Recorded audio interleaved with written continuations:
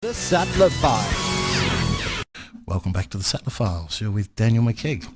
Generally, this time of the week in this segment, we talk about death, dying, and bereavement, and demystifying the funeral process in lifting the lid. But today we're turning the circles around. I was lucky enough in this studio to meet a very, very genuine person with some same passions that I do for community, for giving, for philanthropy. And from battler to celebrated philanthropist, today we've got Ros Worthington OAM, who has certainly led a varied and challenging life. Hers is a story worth sharing, and it's just what she's done now in the release of a new self-published book, which we get the insights today for the first time, called The Power of Giving, Philanthropy at its Best. Welcome, Ros. Thank you, Daniel.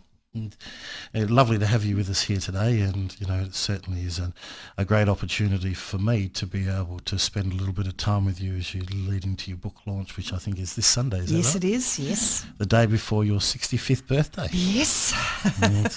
Lots of milestones. Look, the work that you've done in the community over the years has certainly been amazing. And for you to be able to share your story and to be able to bring together with that some real inspirational things for the whole community to get behind is amazing. Look, Ros, tell us a little bit about you. What led you to be able to write the book? Well, first of all, Daniel, everyone, you talk about amazing, but I don't think I am. And I honestly do believe that the power of giving, which is the title of my book, Philanthropy at its Best, is simply that. I mean, it's very simple to give. And I think I've been asked for about 20 years now, Ros, you must write a book. And to be honest, I kept saying I don't want to write any book. I didn't feel that I had time to be devoting that to me. It's always been about my charities and the work I do in the community. So this is a little bit different for me, and it's very, very humbling to say the least. But this last year, writing the book with the most amazing writers, Ros and Roger, who I would not have been able to write the book without, has been a wonderful time for me to reflect back on my life and, really just to see how far I have come and where I'm going in the future. But look, my story is probably not that different to a lot of other people.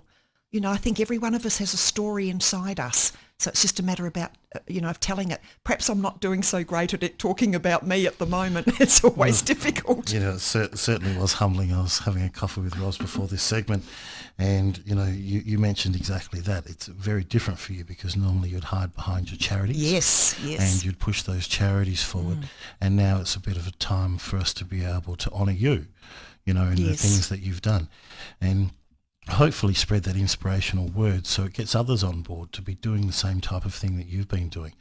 If we had, a clone of you, we'd be amazing in WA with regards to our support for our charities. But, lots of the things that you and I have discussed over the years, things like organ donation and transplant, breast cancer WA, which very, very the big catalyst of getting started.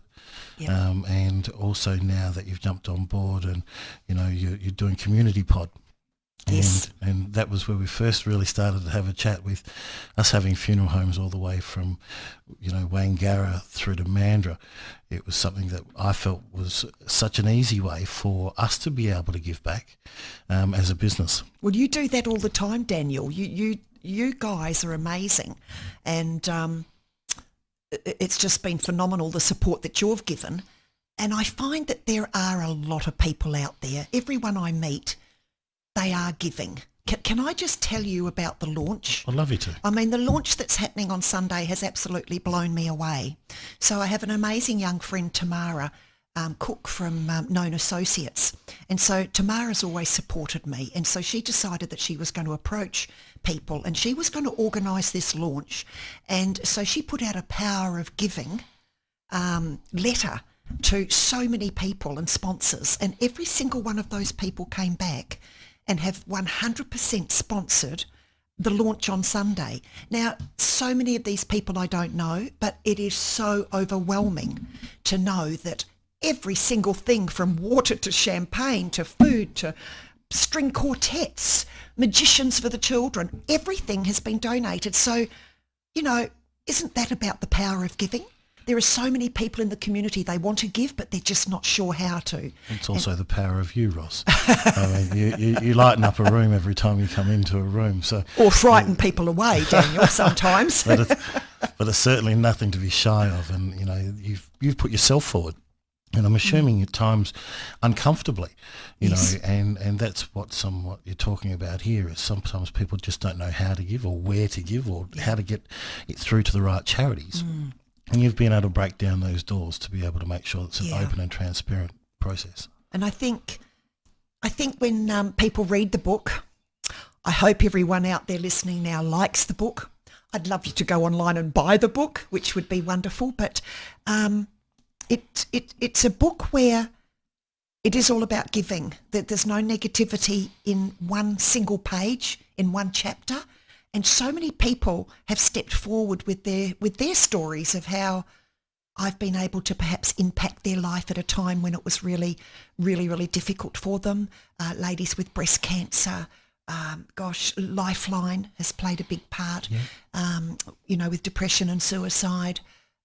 All of these people whose lives I have touched in some way, the writers have been able to tap into them and their experience, and that's what's blowing me away is how I never thought people thought anything like that about me. If I did something for you, purely, you know, for the right reasons, from my heart, I would not think any more about it. But then to see it in writing, how it's been received and how so many people have, you know, benefited or felt so much better. So that's made me feel really good. I think I was very nervous about the book, never wanted to write it, but now that I have, with the help of the wonderful writers and my team, I've got to say I'm pretty excited.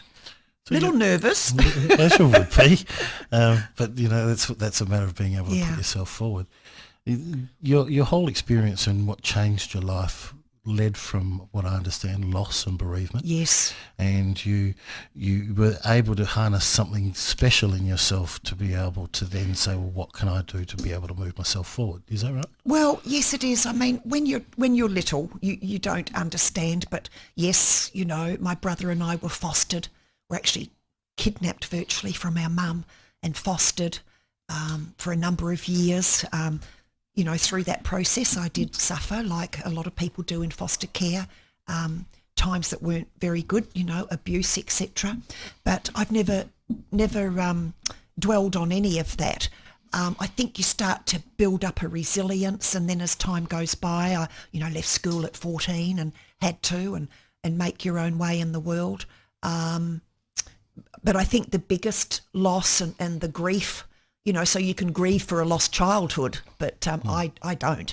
I just live in the moment and I live in the day, and there's nothing, oh, whoa, I feel sorry for me at all. Probably the darkest time was when I lost my beautiful husband and soulmate to suicide. That was a very dark time for the whole family, for all of us.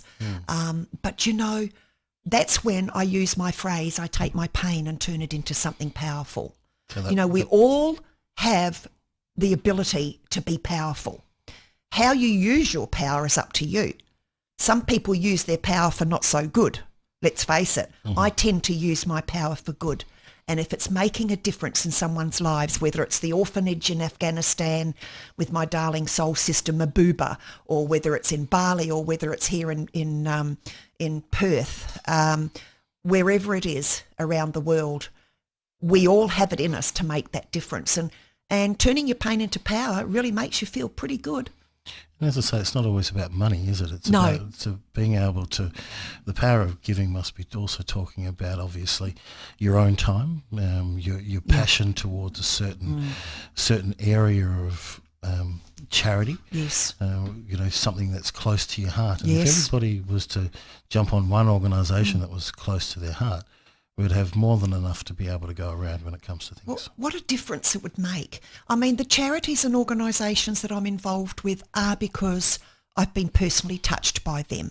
So, right down, not with Make-A-Wish. I'm blessed that I was never, I have not been touched by losing a child or a grandchild. So I'm very blessed there. But organ donation, my husband donated his organs. Breast cancer care, founding that 15 years ago because of breast cancer being so prevalent in our family, in my family. Mm-hmm. Yes, they're just, Manna, working with the homeless. All of these organisations that I'm involved in is all about giving of my time. I have not been paid for any of the work that I do in my philanthropic world and in my charity, starting the charities. That's not been paying jobs for me. That's just been giving from my heart and giving of my time. What's amazing is we actually, all of us would remember all of those names off the top of our head. So they're certainly huge, big organisations that you've been able to support and really get behind. Yes. And even start in most of those instances because something has been lacking there within the community to support those individuals going through those difficult times. I don't want to ever reinvent the wheel, so I don't. And that's why...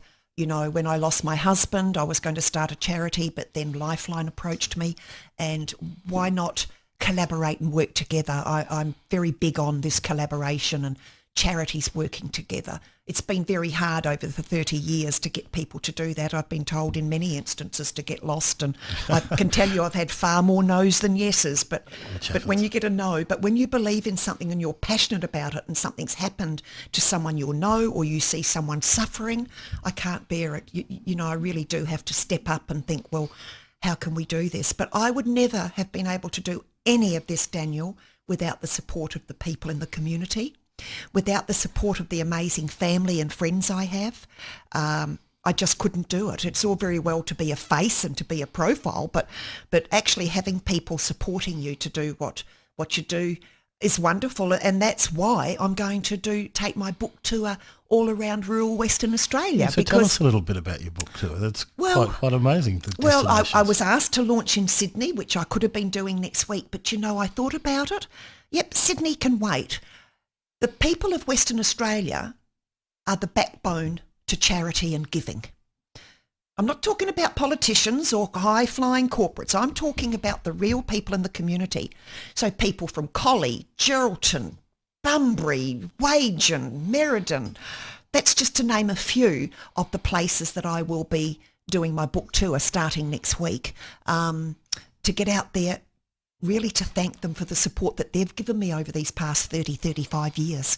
Because without the community giving and supporting, my causes, well, we wouldn't have moved very far. So I'm full of gratitude for the people in the community. Are you having any signings here in Perth? Yes, the book is exclusive to Bodhi Tree Bookshop Cafe in Oxford Street. Yeah. And next Wednesday and Thursday, I will be doing book signings